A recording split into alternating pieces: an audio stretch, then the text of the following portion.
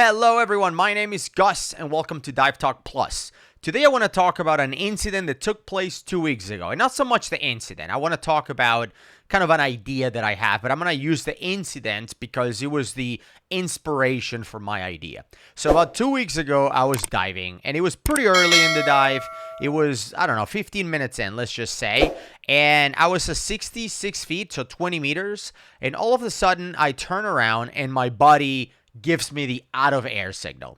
And I'm trying to think if in the past I've ever had an out of air emergency that wasn't like a rehearsal, that we were just practicing. I know I've had to share air with people in the past, but that's because I think they were low on air. Like I noticed, I asked for their pressure and they told me what it was and it was pretty low, so I shared with them. But I don't think I've ever had like an out of air emergency for real. Somebody's out of air, my body's out of air, and I'm donating. I don't think that's ever happened to me. Maybe I have over 1,000 dives, so I have no idea. Maybe it did.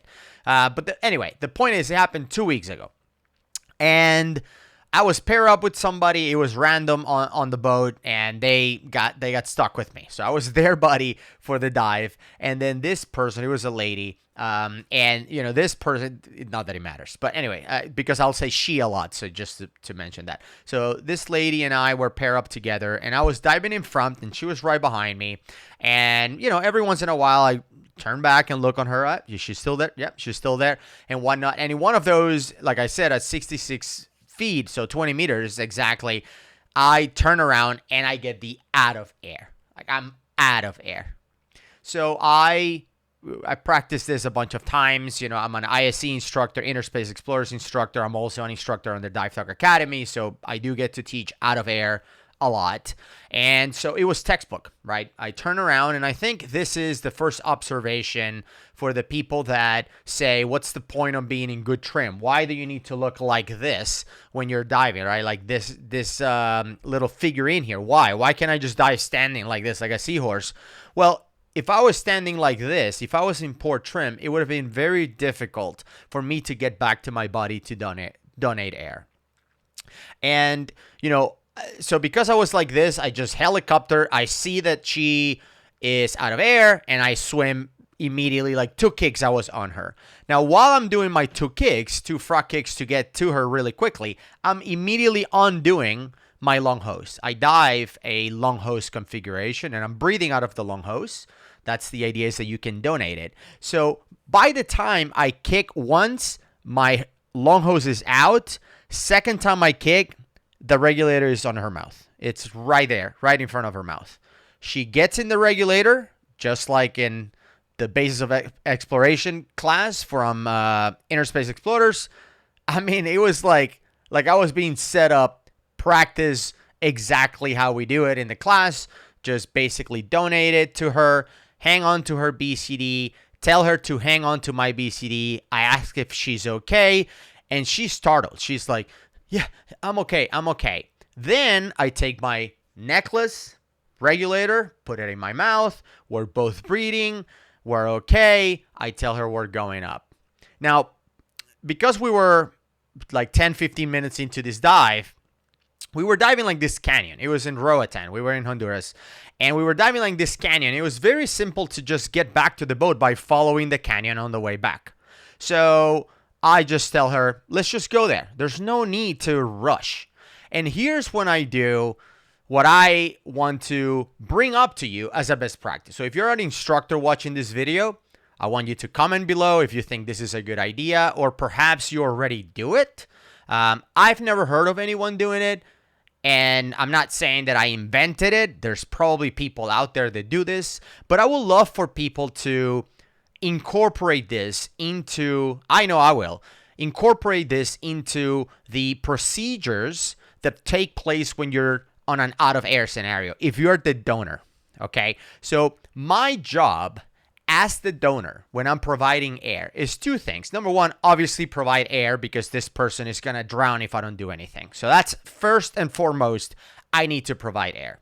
But the second thing is to calm the person down. Calm is contagious. So you as a donor, you have to be calm. Here's my air. I don't need to fumble and try to get air. I can hold my breath for like 30 seconds. And remember, I just finished doing a helicopter kick. That's when you turn on your axis basically like this. I just finished doing a helicopter kick and I still have to kick twice to get to her. I have enough time to take a breath and hold. It's okay. If we're not changing depths, if we're just helping each other, I can hold my breath for 30 seconds, at least 30 seconds. And 30 seconds is more than enough time for me to provide air, ask if she's okay, hang on to her, you hang on to me, we're going up. That takes, 10 seconds, but let's exaggerate and say it takes 30 seconds. You can hold your breath for 30 seconds. It's okay. And the beauty of the long hose and necklace configuration is that your regulator is here. And that's why sometimes when people like stash their octopus, their alternate regulator, like in a pocket or whatever, that's when the problems happen. If you have to share your air and now you never remember to deploy this thing. Mine is right here, right below my mouth. So after I did all the okay, whatever, put it in my mouth. Now we're both breathing. So number 2, the second task for me as the donor, the person providing air, is to calm the situation down. Calm down. We got air. I got you. You got me. We're good. We're okay. Right? Now, this is when I did something that I didn't think about it ahead of time.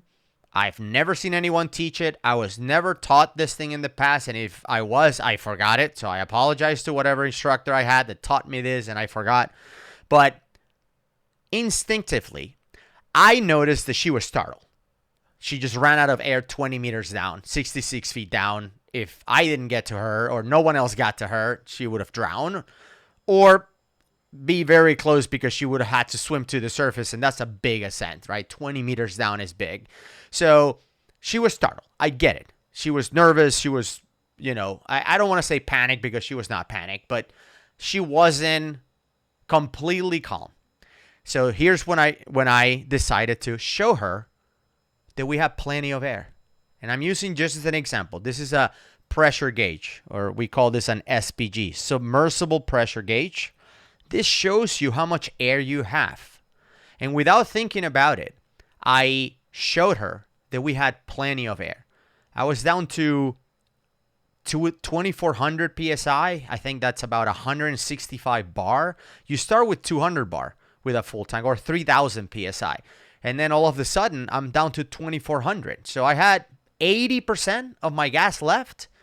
And as soon as I show her, and I was using an air integrated computer, so I show her in my computer. I'm like, you watch this. And when she saw my computer that it said 2,400, I think it was 2,468 to be exact, 2,400 PSI left, 80% of my air left, she calmed down. I can tell finally she's like, okay, we're good. 80% air left just to get to the surface is a non-issue.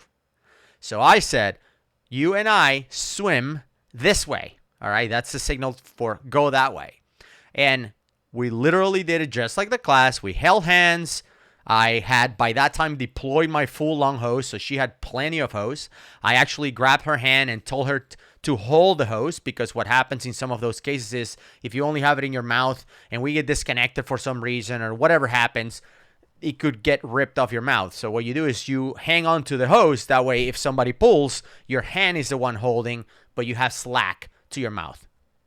So I give her my hose and I'm like, hang on to this. She hangs on. I grab it by the arm and then we're just swimming and slowly ascending from 20 meters, from 66 feet. We're ascending like 1 foot per minute, 2-3 feet per minute. We're going very slowly.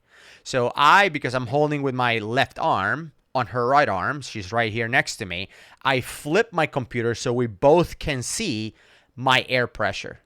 And we're just swimming back to the mooring line where the boat is tied up. And we just swim. And when we get to the mooring line where the boat is tied up, I just tell her we're going to do a 5-minute safety stop. So not even 3 minutes, 5-minute safety stop. And she gives me okay. And we literally, it was like a breeze at that point. It is so much easier to help a victim. And I'm just going to use the word victim because I don't know how to, what's the best word to use here, but help somebody when they are perfectly calm. And just showing how much air I had left calmed her tremendously. Like, it was a big difference. So I wonder, and this is just long story long for my idea, I wonder if we can incorporate that into the procedure when it comes to donating air to someone who's out of air. And I'm not saying that showing the SPG is a requirement. It's not taught today. But it made such a big difference for me 2 weeks ago that for me, it will be. I think that once you establish that there's air flowing to their mouth and that you have control of each other and you're not letting go and you tell them we're going up, I don't think it hurts to show, look how much air we have left. We're good. We got this. No problem. And I don't know. What do you guys think? Do you think it's worth incorporating that into training? And perhaps I don't have these dreams that agencies are going to change their standards to add this new step to the process, but perhaps some instructors watching this will do it. They'll say, look, I was watching a video. I thought it's a good idea. If you have time, if you have the dexterity, if you have the ability to show somebody how much air he has left, I think it helps calm your nerves. Look, we have plenty of air. We're good. No worries. I got this. You got this. We're good. So that's all I wanted to talk about today. I was even able to shoot a DSMB while she was breathing out of my lung hose. And we were in this emergency, which at that point, again, there's no emergency. Like, we were both perfectly calm. And I just shot a DSMB. The main reason, not that I really needed it, but because it's always good to hang on to something to do a 5-minute stop, especially if the divers are newer and the mooring line, we were in the ocean, is full of fire stuff, is full of stuff that will hurt your hands, it will burn you. So I felt it would be better for both of us, because we need to be together, she's breathing out of my own regulator, for both of us to be, set at a depth of 15 feet or 5 meters. So I fire my DSMB while she's breathing out of my lung hose.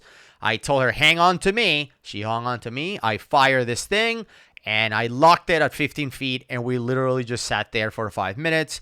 Slowly came up, because I'm winding my DSMB, slowly came up to the surface. I asked her if she was okay. I told her to orally inflate her BCD. We were at the surface and then we got on the boat. And that was it. Not a big deal. Now, I wanted to share this story not so you guys to let you know that, oh my God, I saved somebody's life. I don't think so. I think someone else in our group would have donated air and done it. This is not a superhero thing. You learned this literally on your very first class. So this is not for me to show that I'm a badass diver. No. Anyone could have done that. So there's nothing special about that. The only purpose I share that story is because this is not hearsay. This is not like, well, somebody told me they did it. No. I did it. I was the one who showed my SPG, not because I was trained to do so, but because it was the right thing to do at that time. It just popped in my head. And I think it should be taught to everyone that if you're donating air, your second job, first job is donate air, second job is to calm the person. Calm them down. And I think showing them that there's plenty of air left in your tank for both of you helps with that. Thank you so much for tuning in. If you haven't seen some of our other tips here on the channel, I'm going to leave one right here. Check it out. We missed you guys at the meetup. If you're watching this and you didn't go, come on. Sign up. DiveTalkMeetup.com. And hopefully we'll see you next year.